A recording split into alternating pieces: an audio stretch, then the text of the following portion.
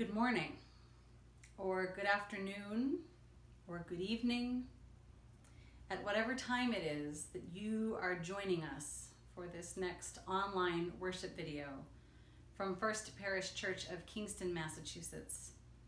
I am grateful that you have made the time to be with us. I am the Reverend Monica Jacobson Tennyson. I serve this church as its minister, and today we are going to try to look at some of the things we are called to do in response to the great need for more justice in our world. This time last year, I had just come home from Boston Pride. And a few months ago, or even a few weeks ago, I thought that this would be a Pride Sunday service. We are called to turn our attention and our hearts and our commitments now to the work of racial justice, as perhaps we have always been called. So I want to begin today by remembering that the first Pride in 1969 was a riot led by Black and brown queer trans women pushing back against police violence aimed at their community. It has always been true that liberation for each of us is tied up in liberation for all of us. So today we look at one piece of this large project of getting all of us free. To begin to center into this time, to still ourselves, that we might give our deep contemplation to this work, we begin today by singing our introit. What we need is here. We know that it is still true that what we need, strength and love and commitment and justice, the seeds of all those things are always within us and among us and between us. That will never stop being true. So please join with me in singing.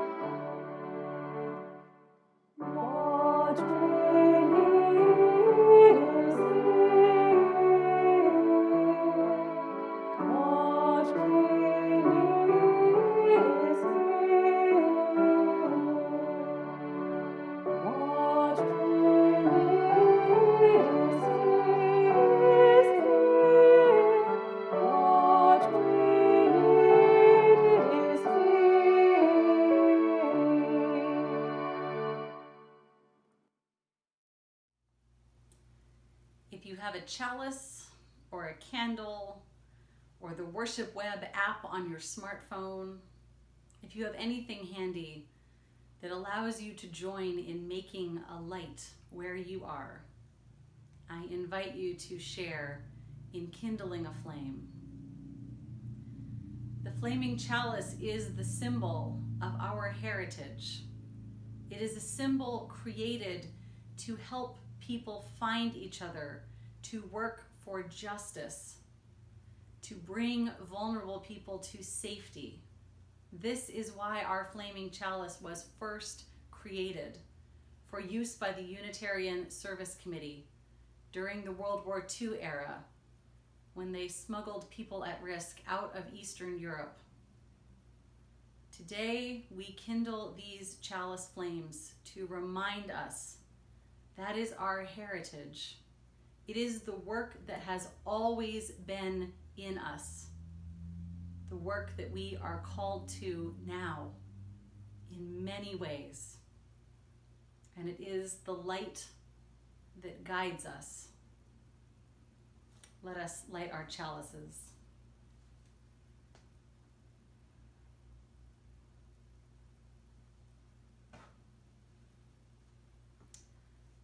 With our candles and our apps and our electric tea lights lit, let us now join in singing the hymn, Circle Round for Freedom.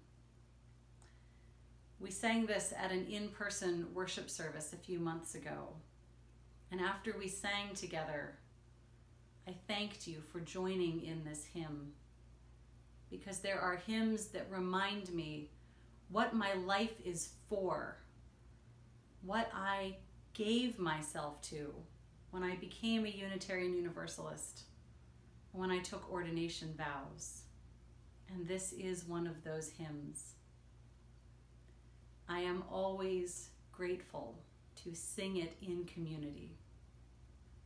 And although today's community involves singing at the many different points of the constellation that we make with our chalices, it still helps me to know that you are singing it wherever you are, whenever you are, that we might all remember to circle round for freedom. Please join in singing.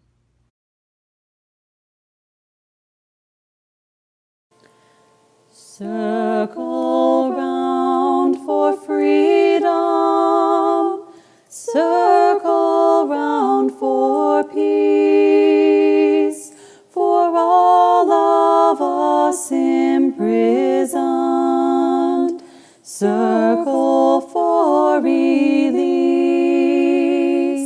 circle for the planet, circle for each soul, for the children of our children.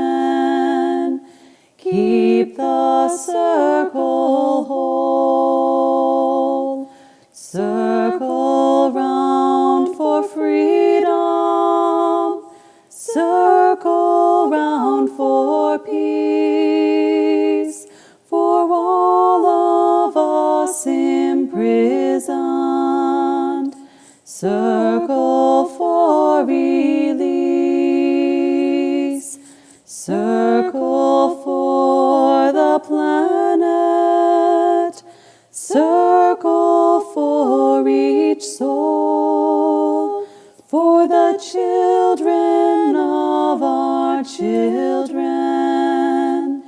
Keep the circle whole. Hi, Monica. Hi, Jen. I'm here with Ellery, Hi, Ellery. and he wanted to come and talk to you today because, as you know, we have been talking a lot this week about the Black Lives Matter movement.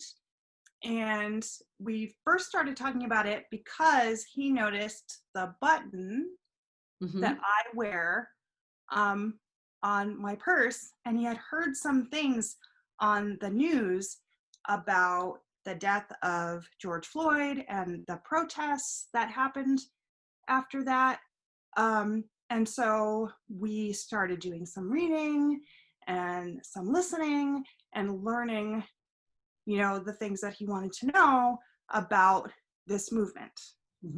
And then yesterday, after we had done a lot of reading and learning and listening, he came and said, I think this is really important. I would like to have a button too. I would like my own. I don't want you to just have one and wear one. This is important to me. So I would like to do it for myself and show that I support Black Lives Matter.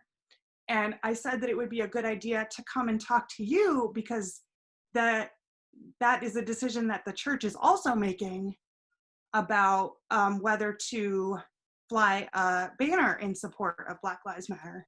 And so you might have some ideas about how to go about making that decision to wear a button or fly a flag or hang a sign or that sort of thing. Yeah, I think that's a good conversation for us to have. First, I'm thinking about a friend of mine whose kids wanted to start wearing Black Lives Matter buttons. And she said to them, I love that you want to express this value that our family has. And I want to know, what are you going to say if somebody asks you what that button means? Can you answer on your own? Are you ready to be able to help other people understand why that's an important statement that we as a white family are making?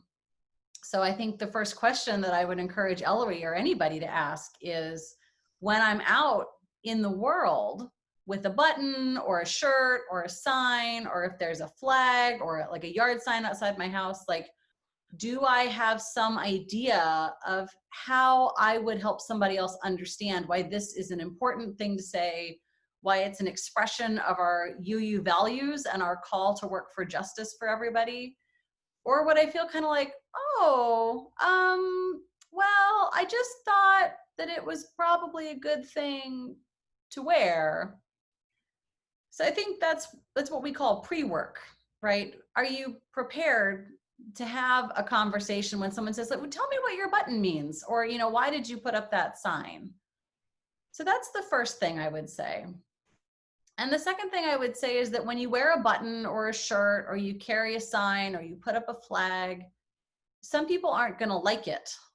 Some people are going to say, I don't understand why you need to say that. They're going to say all lives matter, or don't you care about police officers? So not only explaining why you're wearing this button or this shirt, or why you've put up this sign, but being prepared to say, yes, of course, everybody's life matters, but I think we can see in the world that the lives that are in danger are the lives of Black people. And so that is the statement that I really feel called to make, because a lot of places in America do not behave as though Black lives matter. And so we have to say it to each other. And that people might not like hearing that. They might feel like you're calling them a bad person for not understanding. And it's important to be ready to say, I can hear this is upsetting to you, but I really think it's important that all of us say and remember that Black lives matter, and that we work for a world in which everybody understands and believes that Black lives matter. And when that's true, it will be more true to say things like all lives matter, because we will have done the work. So you're really talking about what it means to do the work to try to be an ally to people of color. Yeah. And I think we also have to remember that for those of us who are white, we don't get to decide that we are being good allies. We get to do our best to practice being allies. And if the question or the comment we get is from someone who is a person of color, we have to remember that people of color know much more than white people about the experience of being a person of color in America. So let's say I'm out with a sign that says Black Lives Matter, and I get into a conversation with someone who is Black, and they start saying something to me that I don't understand. My job is to listen and to try to learn, and then to say, thank you for sharing your experience with me. Thank you for helping me understand something more. And to remember that I'm not entitled to be taught by anyone. So if someone says to me, if you don't understand, I'm not going to explain it to you, that's okay. It's my job to remember what I didn't understand and to try to find other ways to learn it. So that's probably the third thing that I want to say to you, Ellery, about wearing a button or carrying a sign, is that you are doing it as a reminder to yourself that you're trying to learn a way of being in the world, and you're trying to encourage other people to learn a way of being in the world. And you aren't the expert, and you aren't the center of what's going on. So much of the culture we live in centers white people. That means it treats white people like the default, like the most important, like the normal people. And that is another part of what we have to unlearn. We have to stop thinking that, well, my experience is really the most important thing and other people should help me figure it out. I have to help me figure out how to make space so that other experiences are just as important as mine. Other people's safety is just as important as mine. Other people's quality of life is just as important as mine. Other people's opportunities. And that is something where there's a lot of unconscious messages that tell those of us who are white, you don't have to worry so much about other people. Just take care of yourself. And we have to always be committed to pushing against those messages and trying to remember that we live in the world with lots and lots of other people who have lots and lots of other identities and ways of being and experiences.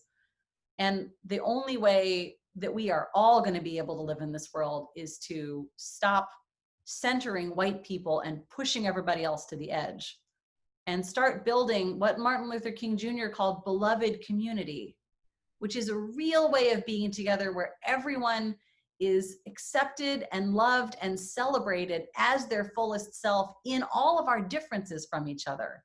And we have never seen beloved community. It has not happened yet. But that's where we're trying to go. And it's not going to be easy. It's going to be really messy. And those of us who are white are going to make a lot of mistakes on the way there. But those mistakes can't stop us. I thank you so much for having this conversation with us, because you've given us a lot to think about, and it will really help Ellery in making his decision, and it will really help me to help him to do that. So I'm so glad we have you to be able to have these conversations with us. I'm glad you came to talk with me today. I think this is really important that we wrestle together about what it means to live our UU values in the world and to try to be the people the world needs. And the only way to do this is to be in conversation and relationship with each other to figure out together how to do this work.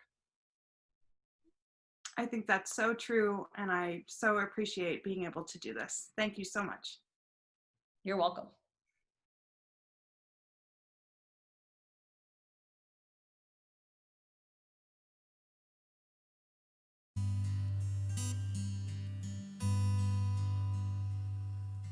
We are a gentle, angry people. We are singing, singing for our lives. We are a gentle, angry people. We are singing, singing for our lives. We are a justice-seeking people. We are singing, singing for our lives. We are a justice-seeking people. We are singing, singing for our lives. We are young and old together. We are singing, singing for our lives. We are young and old together.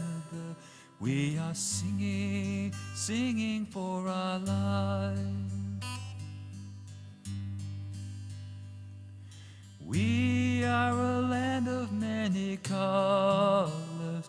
We are singing, singing for our lives. We are a land of many colors. We are singing, singing for our lives.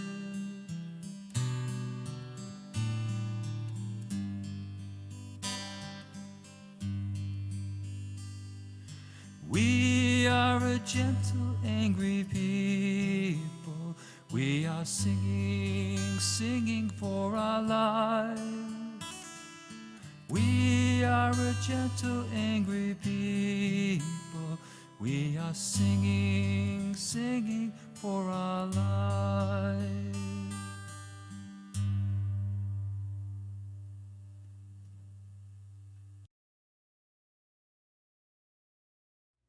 In many religious traditions, including ours, we light candles to symbolize what may be beyond words. We light candles to symbolize grief, to symbolize love, to symbolize commitment, and to symbolize our fervent prayers and wishes that all that is good in the world may work together for more justice, to create our dream of a world where all life flourishes. We sometimes light these candles of witness, a red candle for courage and for commitment, a white candle for grief and for love. Today we will share in lighting our white candle for George Floyd,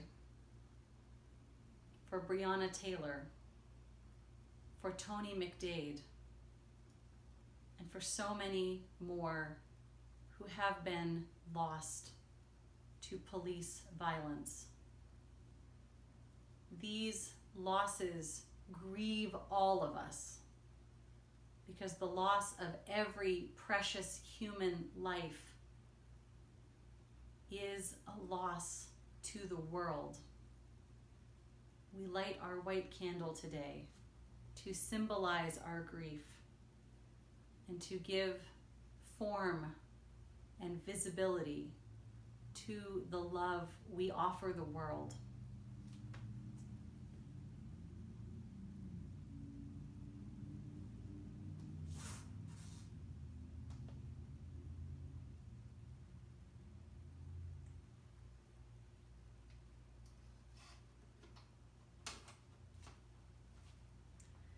And we know that these are times that call us as people of faith to acts of courage and commitment. Those acts look different for each of us. For those of us who are white, they begin with education so that we know more of the truth of the world, so that we can understand more than simply the white experience of life in America. For those of us who are people of color, there are truths we have known for a long time. The work is not about learning those truths. The work for all of us is the work of solidarity, of understanding that we belong to each other, of bringing our courage and our commitment to life in hard conversations, in protest actions, whether on the streets or on the phone, in sharing of our resources, whether that means giving masks or granola bars or bottled water, or making donations of money and time. We must be able to commit to building a better world together. And we must be brave. It will not be easy. At the very least, it will be discouraging. Those of us who are people of color have known this for a long time. Those of us who are white will need to keep affirming our commitments because we are not accustomed to having this much weight pushing against us. But we can make these commitments. We can be brave. We can have hard conversations to affirm these truths. I light this red candle.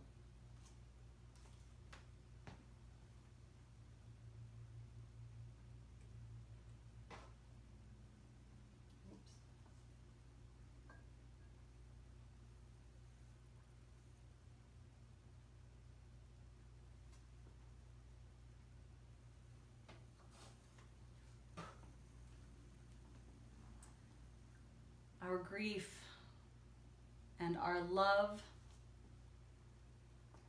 our courage, and our commitment. May these be our guides.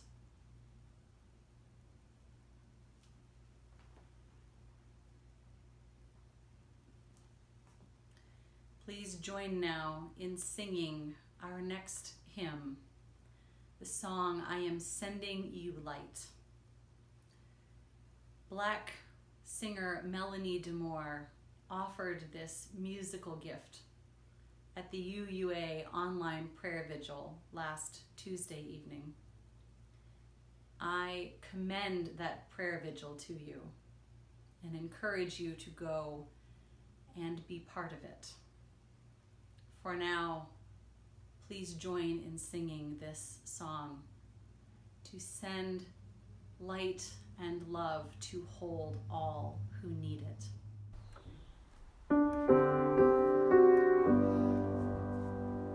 I'm sending you light to heal you, to hold you. I'm sending you light to hold you in love. I'm sending you light to heal you, to hold you.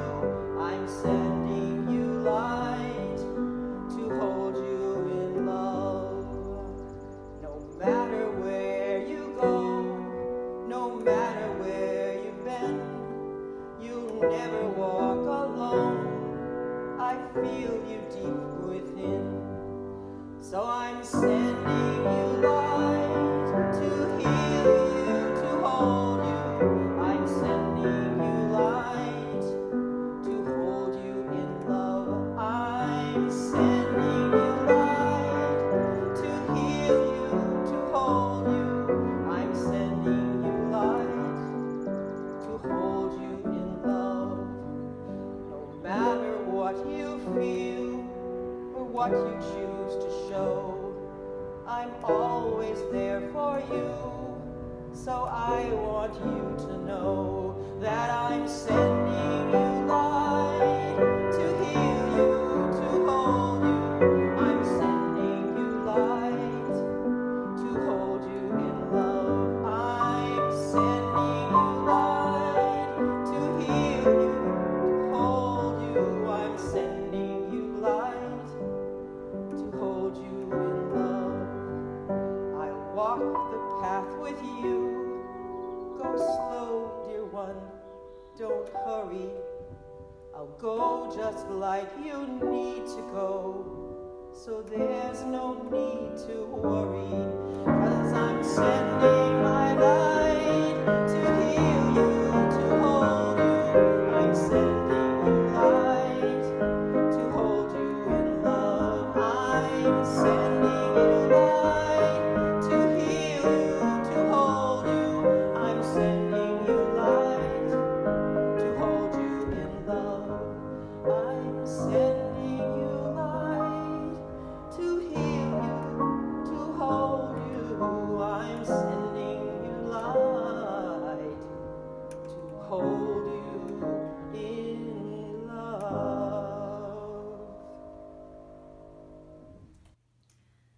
A reading from Love Like Thunder by Jess Reynolds.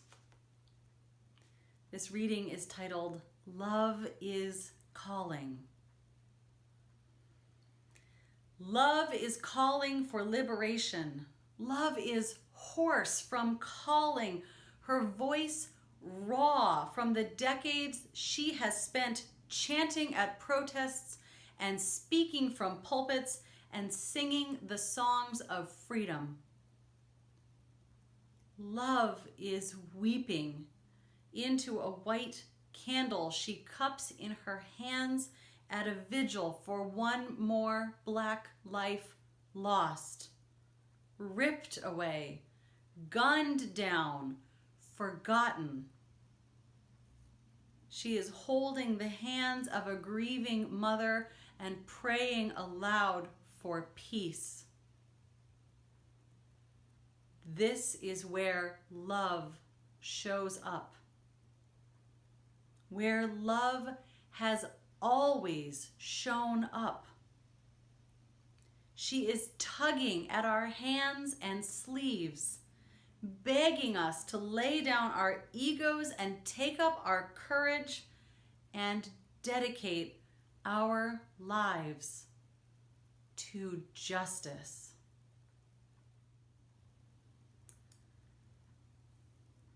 It's hard to know what to say this week. There has been so much said already. Some of you have told me how overwhelmed you feel. The articles to read and the news stories to follow and the book lists and the calls to action. There has been a lot happening. I want to begin by saying to those of us who are people of color, I know that there is so much that I don't know. I have been and will continue to educate myself with books and podcasts, movies, conversations, many ways of trying to learn about as many experiences of life as possible. But because I know that I cannot truly know what it is to be a person of color in America, I will listen and trust and follow your lead. I will listen to the voices of organizers of color and try to do what I can to help and support. Today, I want to speak primarily to those of us who are white. I am grateful to everyone who takes the time to listen and consider, and to everyone who is doing this work of learning more about the truth of the world, knowing that we white folks will never be done. The work of being an ally or of being an accomplice is a practice. It's messy. We make mistakes and we never arrive. There is always more to know. I want to lift up the service offered last Sunday at First Universalist in Minneapolis, at which the Reverend Karen Hutt, one of our Black UU clergy who has been in the ministry for about 25 years, Reverend Karen Hutt preached the sermon, and it was powerful. And I also want to lift up the Tuesday evening online prayer vigil that the UUA offered, which centered the voices of Black UUs.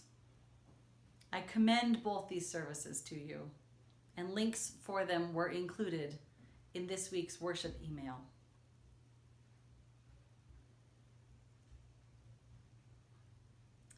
For those of us who are white, I begin with a little story. Last Sunday afternoon, I went to Boston to be part of a clergy march.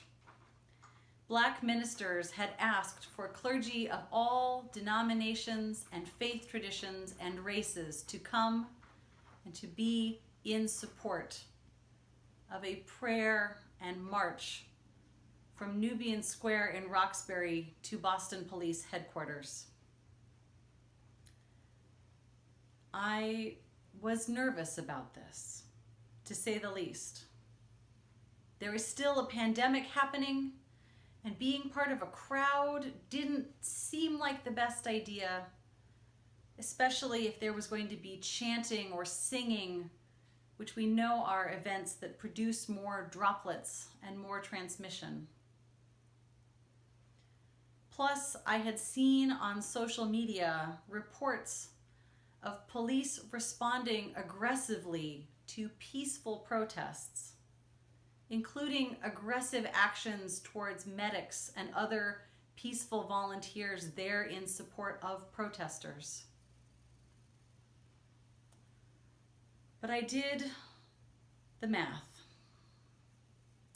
First, I thought, well, I am a small white woman.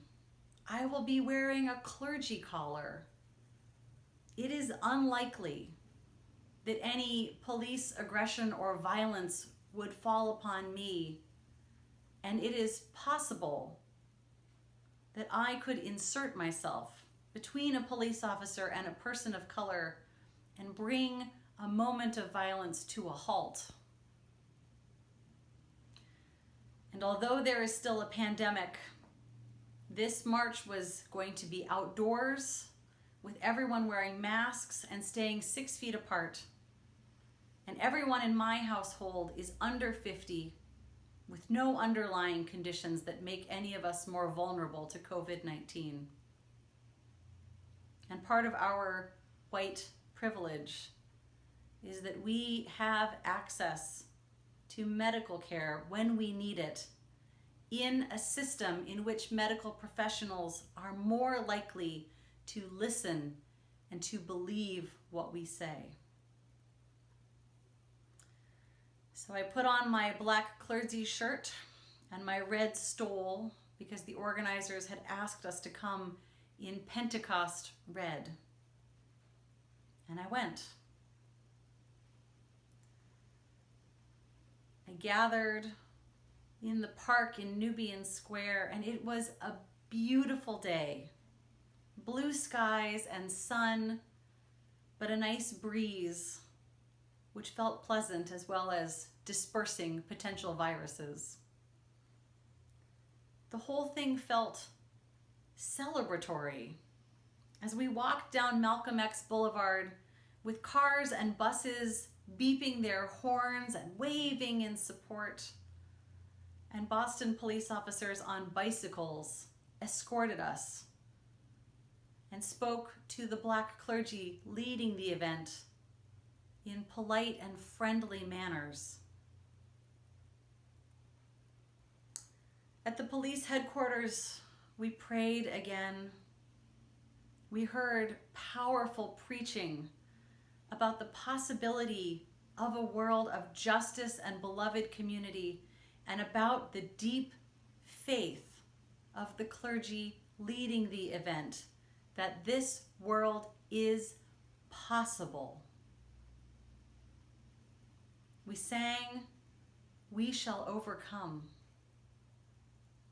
And even though I was nervous about singing in a crowd, all those people spaced apart from each other all over that plaza, I could not stop myself from singing too. We sang a verse I had never heard before. We sang, "I am not afraid. We are not afraid. We are not afraid today."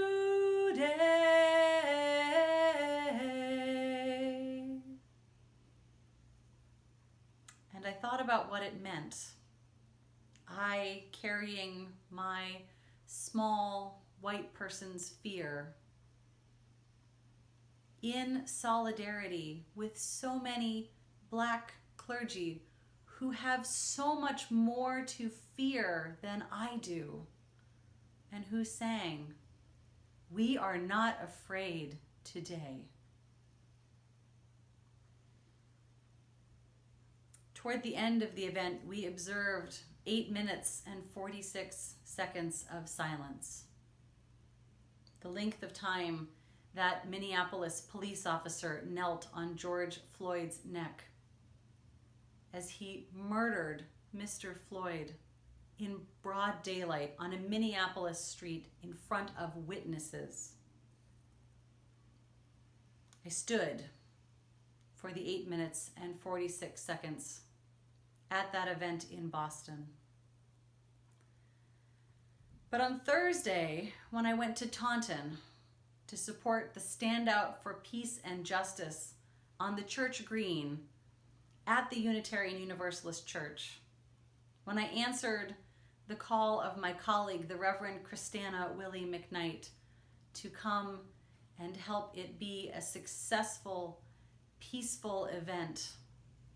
And we were asked again to observe 8 minutes and 46 seconds of silence on a knee. I did. I took a knee. And then I took 2 knees.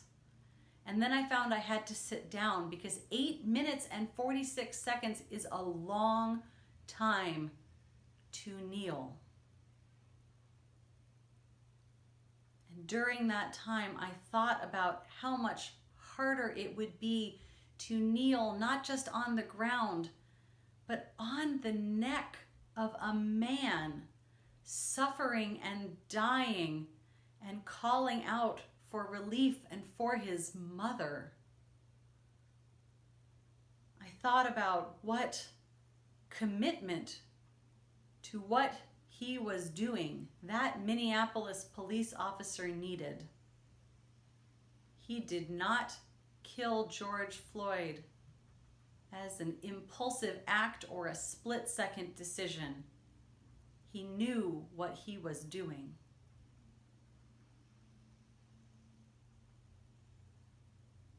I had not imagined until I knelt in Taunton how outrageous, had not felt in my body how much that officer must have wanted to kill George Floyd. It is almost unimaginable, but not quite. In some of my reading this week, I encountered a piece by Casey Lemons in the Washington Post titled, "White Americans, Your Lack of Imagination is Killing Us." Lemons is a filmmaker. Her work is to create ways for audiences to imagine themselves into someone else's story. She points out that being Black in America means constantly thinking about the white experience, but that white Americans often do not think about the Black experience much at all, except in brief flashes of the news cycle and perhaps to co-opt what seems fun. She writes, "It's no secret that you like our music, our style, our swagger. You admire our athleticism, our beauty, things you can sample without diving too deep, without knowing too much, without fear of being scarred. You would rather be a tourist. You prefer to dip your toes in our culture without really understanding it." This is white privilege. This living without curiosity about what life is like for others. Not having to imagine the fullness of the Black American experience.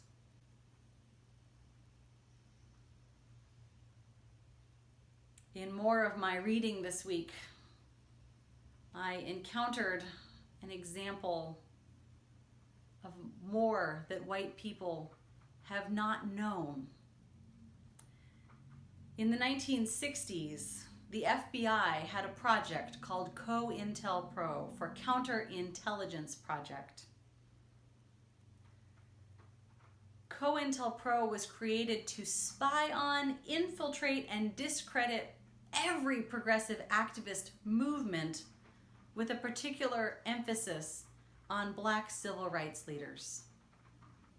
These are the people who wiretapped and blackmailed the Reverend Dr. Martin Luther King Jr. This is the group that wanted white Americans to perceive the Black Panthers as dangerous for some vague and non-specific sense that the Black Panthers were a violent organization. They really wanted white America to see the Black Civil Rights Movement as a disruptive threat which needed constant police control. And they worked to create distrust within Black communities by starting rumors that leaders were actually snitches or sellouts or agents of the FBI. They worked to create divisions between different groups so that Black and Latinx organizers would not work together. Their disinformation campaign is why many white people still feel vaguely uneasy about the Black Panthers. Why many white folks say, hey, weren't the Black Panthers violent extremists? They were not. They were people who organized community-free breakfasts for children. And when they were armed defensively, not offensively, with legally acquired, licensed firearms, mainly for neighborhood protection.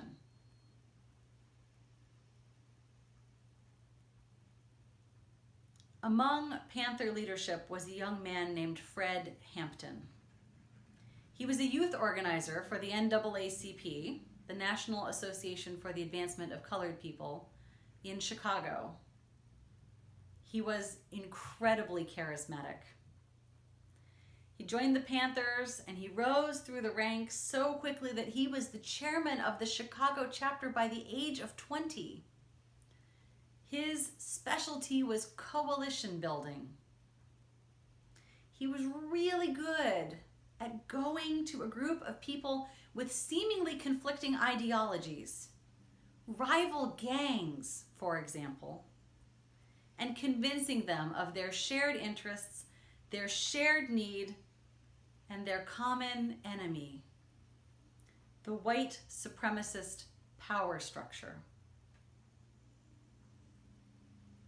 He came to the attention of COINTELPRO because of this coalition building, and the FBI decided to murder him when he was 21 years old. He was on the cusp of brokering a transformative collaboration between the Black Panthers, the Latin Kings, and a coalition of white churches in Chicago to organize around fair housing.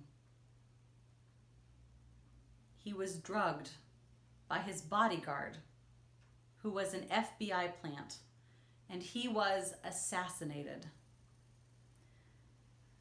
The cops broke into his house and they fired 99 times.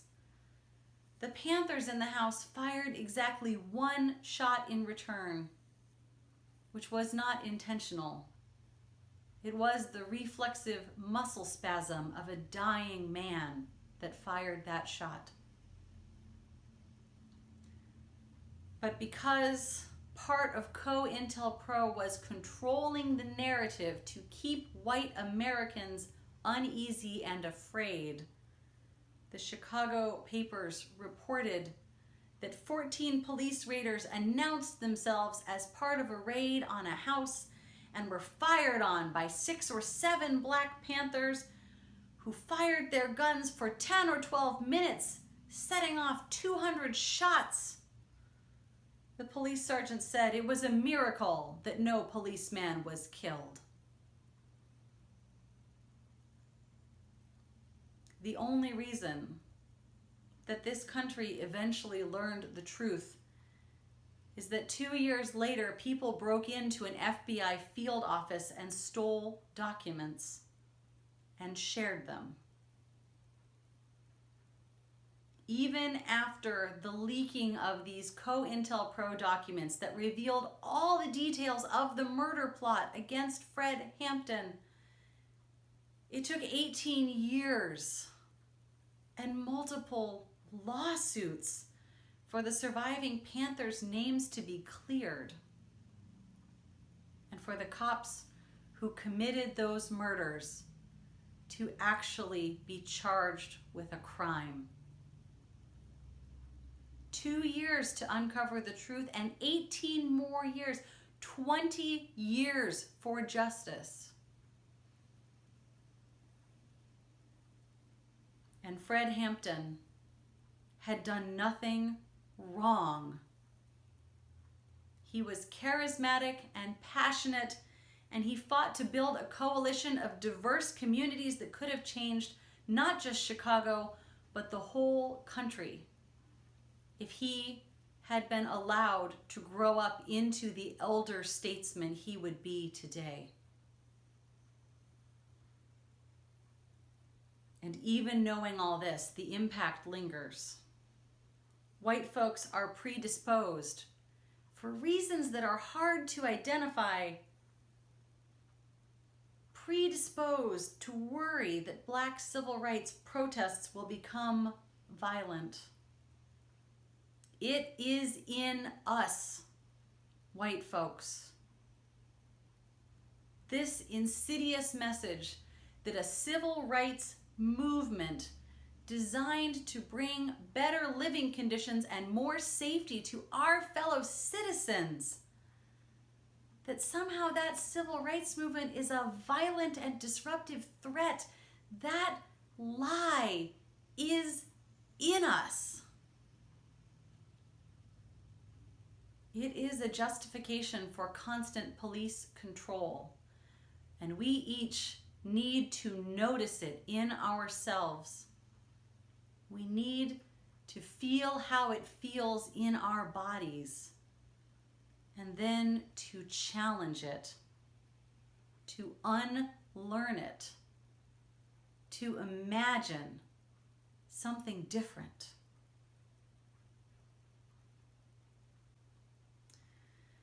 Maybe you have seen some of the news coverage, not only of protests around the country, but of protests here in Boston. The news coverage of some of these events that happened on Sunday, the clergy march of a few hundred people, which I was part of, a similar march that afternoon with perhaps a few thousand, and then an evening march with 26,000 people. The news coverage has tended to focus on property destruction, on acts of aggression in which protesters are painted as violent against police officers. It has not focused on the beauty of what has been happening.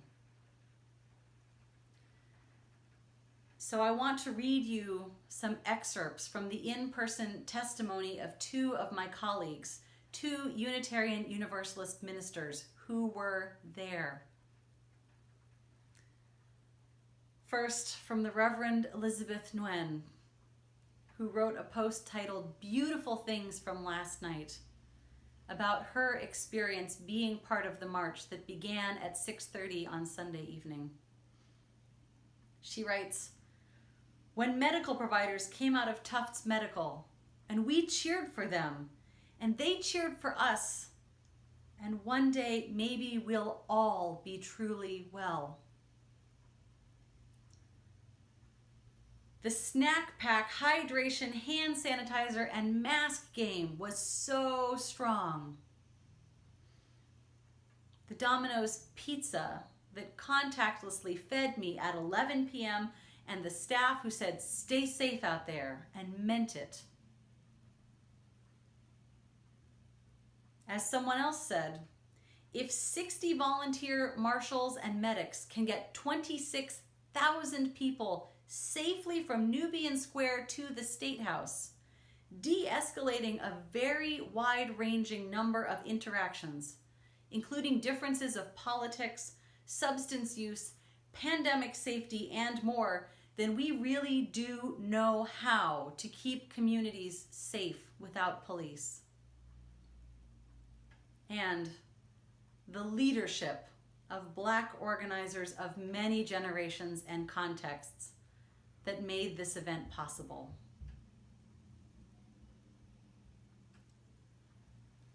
And from another post by the Reverend Annie Gonzalez Milliken.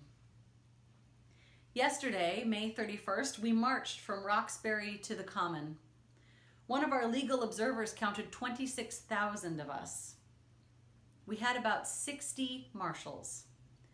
That's regular people with some basic training wearing bright vests. It was chaotic, and the back of the march turned into a stringy sidewalk stroll because we were not tight enough to keep the street, but we were safe. Safe on the streets with our signs and chants, safe on the Common with cell phones lifted high in vigil while people drummed and danced. And marshals just have vests and bodies. We don't have weapons. We don't have repercussions to threaten people with. We just have community trust. Cars stop. People listen. With some basic hand gestures, you can help a crowd of thousands flow along. 60 marshals, 26,000 people, nobody hurt that I know of. I believe that we keep our communities safe. I believe in a future with no police, no prisons, no borders. I believe in trust.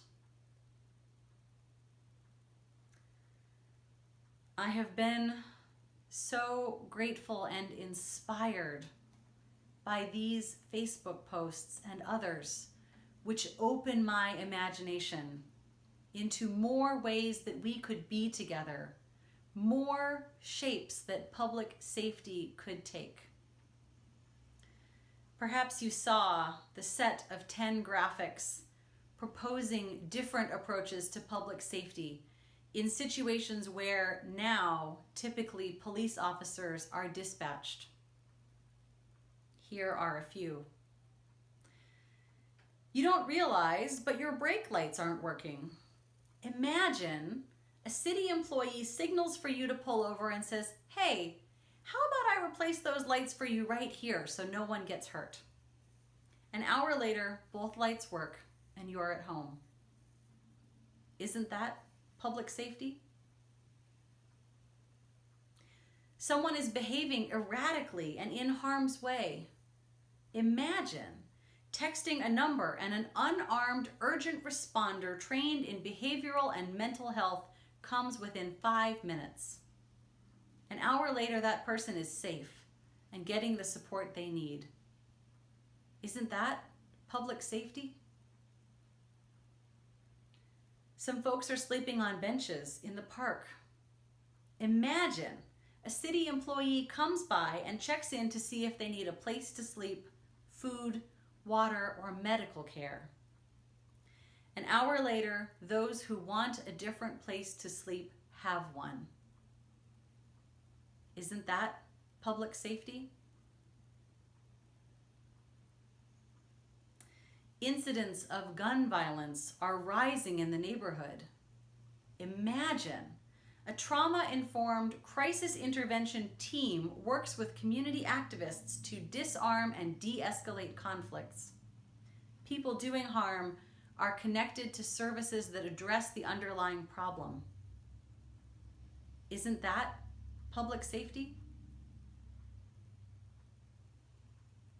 Your friends are intoxicated and fighting, but you don't want them to get into trouble. Imagine you call a number and a crisis intervention team comes to your door. An hour later, your friends are sleeping it off at home. Isn't that public safety? You are experiencing a mental health crisis and afraid. Imagine you call a number and a first responder trained in mental health comes to your door. An hour later, you are in a safe place with your consent, with plans for follow-up care. Isn't that public safety?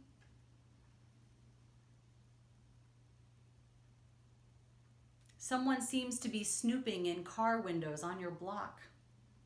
Imagine calling your neighbors who are trained in self-defense and de-escalation and approaching the person. An hour later, the conflict is resolved and the person responsible is getting the support they need. Isn't that public safety? You are experiencing intimate partner violence. Imagine texting a number and a trauma-informed crisis intervention specialist meets you in a safe place. An hour later, you are working together to make a plan that will keep you safe long term. Isn't that public safety? One of the calls I am listening to this week, as well as these beautiful tools for opening my imagination, is the call to reduce the funding to police departments so that that money can be invested in communities of color to solve root causes of crime, to reduce the impact of economic disparities that have generationally landed on communities of color, and to build up our cities and our towns. This could mean any number of things. Perhaps you've seen the tweet that says, Los Angeles has an occupying army, but my mom has to buy crayons for her first grade class out of her own paycheck. We say sometimes in congregations that a budget is a moral document, and that is no less true in our cities. We can spend our money in ways that build the world that we dream of.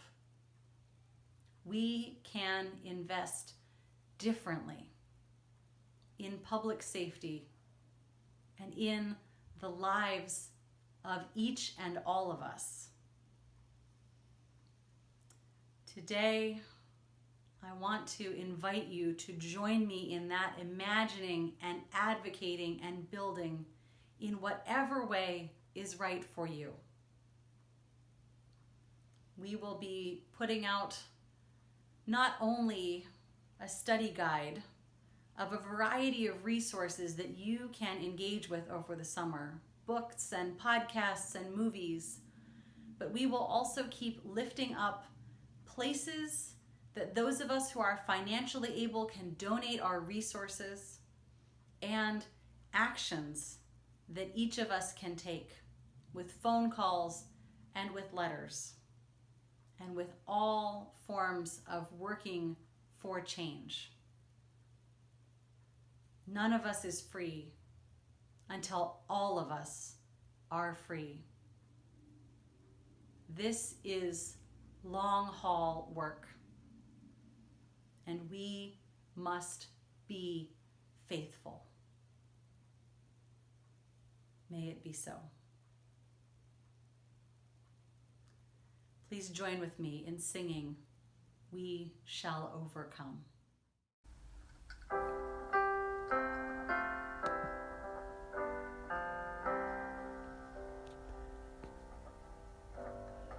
We shall overcome. We shall overcome. We shall overcome someday. Oh, deep in my heart, I do believe we shall overcome someday. We'll walk hand in hand. We'll walk hand in hand. We'll walk hand in hand someday. Oh, deep in my heart, I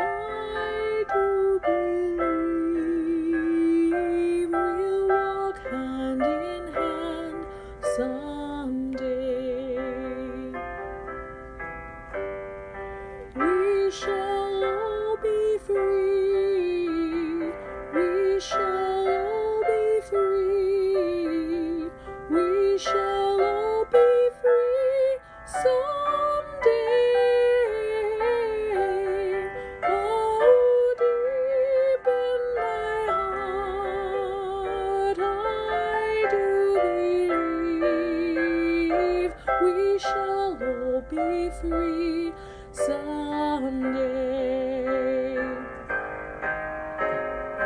We are not alone. We are not alone. We are not alone someday. Oh, deep in my heart, I do believe we are not alone someday.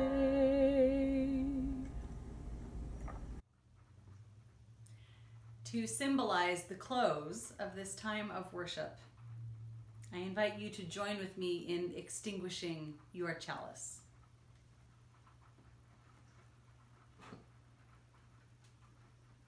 Although the flame goes out at the end of our time of contemplation, of centering and resilience and commitment, we carry its light within us in the vision of the better world we imagine and help to build. Please join with me now in singing our benediction.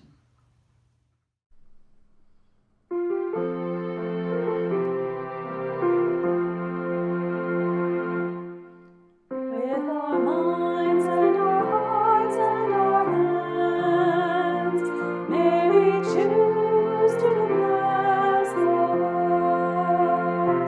With our minds and our hearts and our hands, may we choose to bless the world.